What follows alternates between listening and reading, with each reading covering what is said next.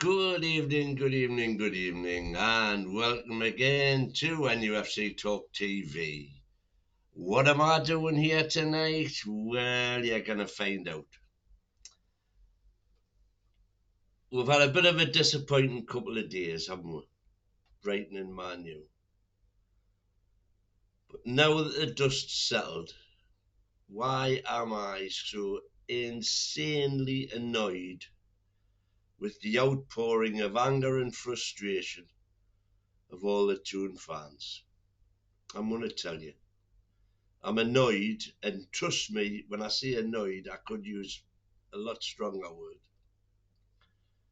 Because all the anger and the frustration of the fans seems to be generated at each other.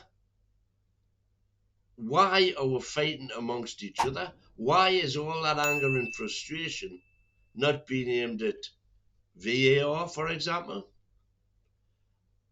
All of the individuals who made mistakes in those games, resulting in goals that should have been scored, not being scored, and goals that shouldn't have been scored being conceded? Why is it not being generated against them? Or VAR, for example, or FFP, PSR, which is preventing us, the football hierarchy preventing us joining the toxic six. Why are we kicking lumps out of each other when all of that passion should be generated against the real culprits? All the forums and social media I've seen since the Man U game, I've seen so many Toon fans fighting amongst themselves. And it's understandable because football's passionate, we're all passionate fans. But instead of pointing the finger at the real culprits, as I say, VAR, individual errors, the hierarchy, we're pointing the fingers at each other. It's ridiculous. There appear to be two clear schools of thought. Let's call them the black corner and the white corner. And by the way, I'm not claiming that either one is right or wrong. Just for the record, I think they've both got valid cases. But the trouble is, both are playing the more I am more righteous than thee card. In the black corner, we've got the bottled it brigade, whose agenda is, this is where we are. This is here. We are here. Remember that word here, where we're finding ourselves now. All we had to do was beat Brighton and get a point at Manure, and we're in the promised land. We bottled it. Largely, not exclusively, the Black Brigade also contains the Eddie Out faction. Those who think Eddie has taken us as far as he can, so thank you very much, Eddie, but we need to move away from a one-trick 4-3-3 high-crest pony manager who, some would say suicidally, persists with playing his favourite players and is frightened to play or does not trust the youngsters on the bench. They point out, for example, how Louis Miley has progressed since he was brought in. And literally, he was only brought in because at the time there was nobody else. And they point to Clippity Clop at bloody Liverpool winning the Carabao Cup with his kids. Yet Eddie persists with Richie and Dummett. Is that argument? By the way, on that point, you need to know that Liverpool's academy right now is light years ahead of the Ashley restricted Toon Academy. And then they ask why it's taken so long for Lewis Hall to be played, how the lack of squad rotation during that dire 10-game, 30-day spell in December, which virtually cost us, the season. They say that that's largely responsible for a lot of our injury problems.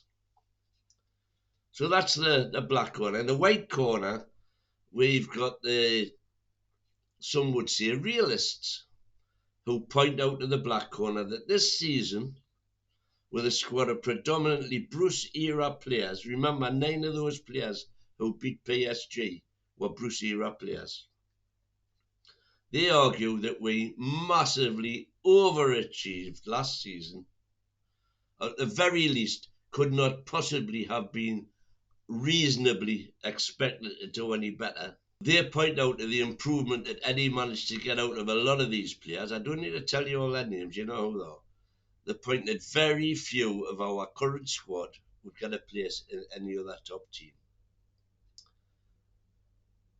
Combine that with the injuries we've had this season, and of course the Tonali debacle, which, think about this, that meant that our team that finished fourth last season, we could only buy, because of PSR, we could only buy 2 proper players, which were both Tonali and Barnes. And basically they've been unavailable. So we've had nothing. That fourth finishing squad, we've had nothing to improve that. And then we've had the injuries.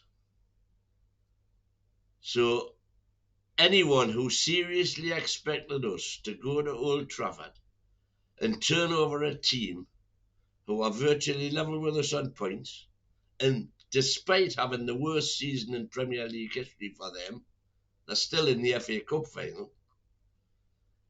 They say they are plastic fans and need to take a reality check. Now, first of all, let me say right now, I'm not a fan of either expression. Bottled it from the black camp or plastic fan from the white camp.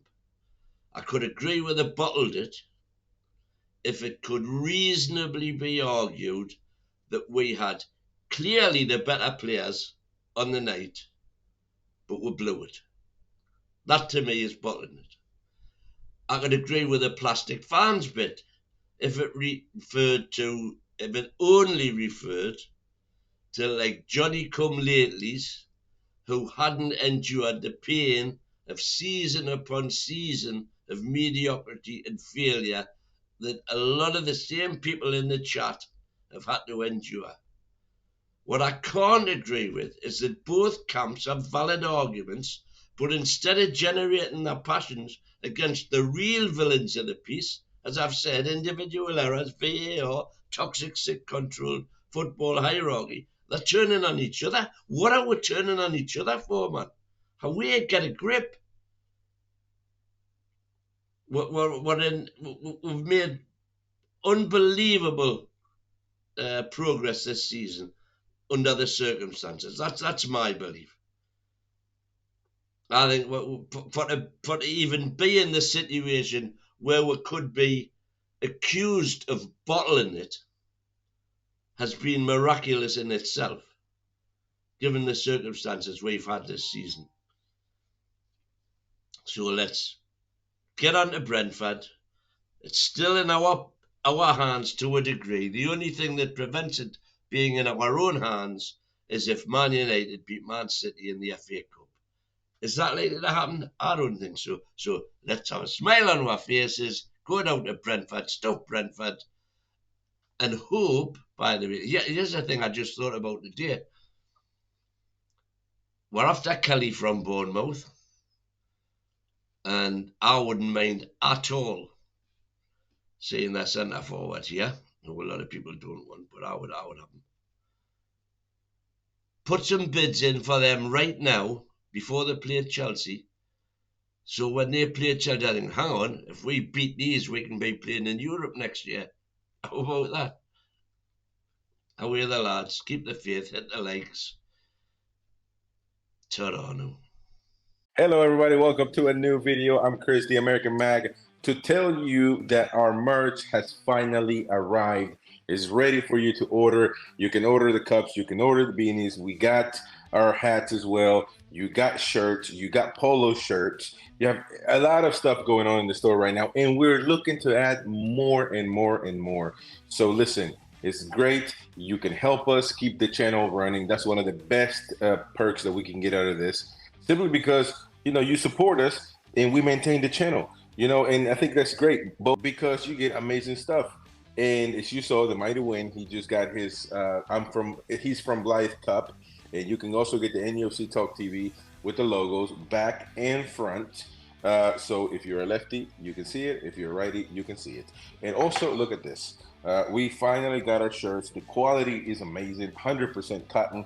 And look at that. I am an American Mag. This is the American Mag shirt. The design, amazing, amazing quality. This is an XL, really good quality, heavy cotton. Listen, and the price are very affordable. So listen, go out there and check it out. We got good designs. We got a lot of good designs, funny designs, as well as general Newcastle United shirts. You know, you can get the I Love It rant from Kevin Keegan. You can also get the YouTube politics, you know, by the Mighty Wyn. You can get the Macam Slayer shirt out there. And so there's a lot going on the website. So go check it out. Look at this one. This is a cool one. If you're American, if you're from the US, the Mighty Wyn might get this one too, because he's a fake American. Look at the American flag right there with the magpie in clear statement. I am an American Mag. And this is a navy blue shirt, so you can order yours in black. There's other designs that have the navy blue shirt on. Some might even have the white shirt. I think the Hoof to Twat shirt, it comes in white as well. So check it out. Whatever they have out there, you know, we essentially are stocked up, and you can order right now. Get it as soon as possible. It might take 5 to 10 days, even though this took only 3 days to get here. So check out the website, nufctalk.tv. You can go to it, look at the menu, hit the store tab, and you should see all the designs that we got. And of course, we are working on more and more and more. So check it out and help support the channel. I appreciate your support. Subscribe, hit the likes, and share it with your friends. Let me know what you think about the quality and also the designs. If you have any suggestions, let us know as well. We'll see you in the next one.